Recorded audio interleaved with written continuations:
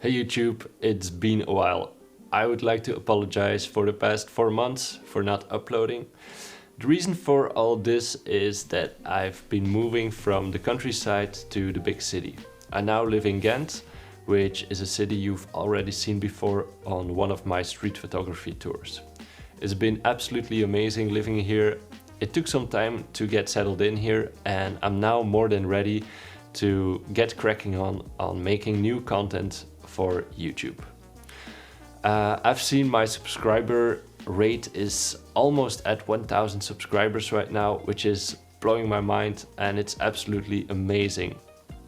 I've been reading a lot of nice comments, which I would like to answer right here and right now. So question number 1, OCD Productions asks, do you still use the Zcam? Yes, I do. I'm filming this video right now on the Zcam actually, and it has been my number one choice for all of my video production work. It has amazing color and amazing capabilities, and you know, I'm just really happy with it. I use the Fujifilm system most of the time for my photography, and also as a B-cam, for example, when I have to put something on a gimbal. Then we go over to question number 2. Jet D asks, I'm new to photography. My wife gave me an XT3. What adapter did you use to mount a 70 to 200 lens to the XT3?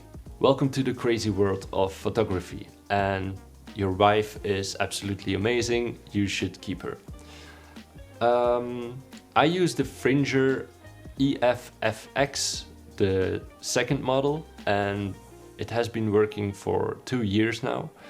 I use most of the time Canon lenses, and the Fringer has really good autofocus. So I'd say go for that one. Then we go over to question number 3. Tommy Z27 asks, excuse me, what is the better Fuji camera? X-T3 and HT30. I think he means the X-T30. Please give me recommend. Yeah, that's a difficult one. I don't want to be that guy that gives you the model that you deserve, because everyone is different and everyone has different needs. But after doing some research, because I don't own the XT30 and I haven't had one in my hands, I read that the XT3 is more marketed towards the professional photographer, whereas the XT30 is more of a casual shooter. So it really depends what you want to do with the camera.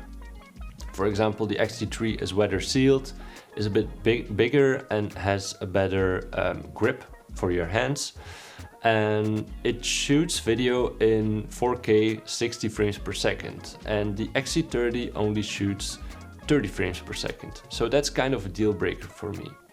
So if I were you, I would go with the XT3. Yeah, that's it. Question number 4. Winnie asks, I want to do lots of vlogging. Would this be a good camera? She's talking about the Fujifilm X-E4, and I'm going to answer this question like this. So to answer your question, is the Fujifilm X-E4 good for vlogging? I have to say, you have to look for yourself. The only thing that I think is a bit of a shame is that the flippy screen is flipped horizontally, and I'm using my mic on the hot shoe mount. So the mic is kind of blocking the view, and I kind of wish there was a screen that was flipped to the side so I can see what I'm filming.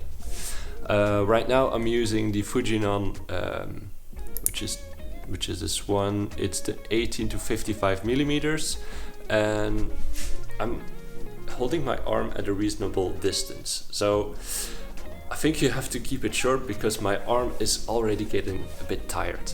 So if you have maybe a 40 millimeters lens, that would be ideal. But for the rest, I think this would make a great vlog camera. So you should go for it. Okay, question number 5 is by Bartosz Pajak. Pajak. I'm sorry if I mispronounce names. Great video, thank you. The sad part is, however, that an iPhone 13 Pro can do exactly the same. Maybe it's even better suited for the job because you have it always in your pocket when you see something that catches your attention. I like that camera very much, but I didn't buy it for the reason mentioned above. When I hold a photography camera, it makes me look at the world a different way. More than when I'm holding an iPhone. I get more into the zone with my photo camera, and it just doesn't work the same way with an iPhone. So we go over to question number 6, which is by Kenneth A. Is the footage straight out of camera? He is talking about my XC3 review video, and no, this is not straight out of camera. Mostly I shoot my videos in Fujifilm's F-Log, and then I color grade the footage afterward in Adobe Premiere. By the way, I'm switching from Adobe Premiere to Resolve, and it has been really interesting. So I'm going to make another video about that as well. Then we go over to the last question, which is by Pablo. And Pablo asks, did you miss IBIS in XC3 for handheld shooting? Thanks. For those who don't know, IBIS is internal body stabilization. And that's a great question. I don't really miss IBIS in my XC3. When I want to shoot handheld, I really like the organic shake in it. And when you have IBIS, it kind of feels robotic to me. And if I want stable footage, then I just pull out my gimbal. I have to say that if you want to shoot handheld, you really should... I